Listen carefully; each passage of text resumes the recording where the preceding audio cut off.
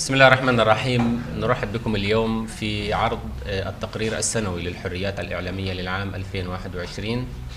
وكما كل عام نلتقي لنعلن نتائج الرصد والمتابعة الدائمة لمجمل اعتداءات الاحتلال على الصحفيين والمؤسسات الإعلامية خلال العام.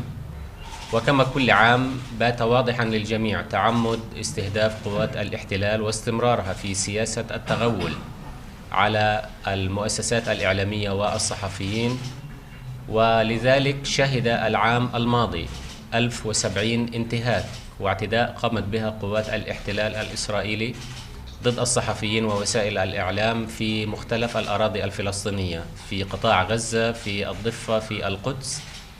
وهذا الأمر يجعل من عام 2021 العام الأكثر عدداً والأكثر جسامة من حيث الانتهاكات والاعتداءات التي تمت على مدى ال10 أعوام الماضية.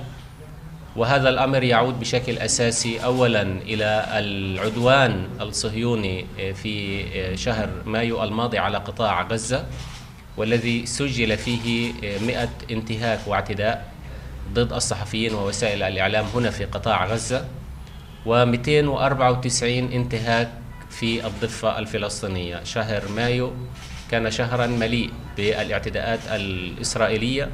هذه الاعتداءات سواء في حي الشيخ جراح وسلوان ومدينة القدس أو في قطاع غزة. ولم يكن عام يوازيه إلا عام 2018 عندما كان عدد الاعتداءات 917 اعتداء، وكان في حينه مرتبط هذا الأمر بالانتهاكات الجسيمة التي وثقت وسجلت ضد قوات الاحتلال بحق الصحفيين في تغطيتهم لمسيرات العودة وكسر الحصار في قطاع غزة. فنحن نرصد ونوثق ونتابع جرائم الاحتلال لكي نتابعها مع كل الجهات والمؤسسات الدولية ذات العلاقة.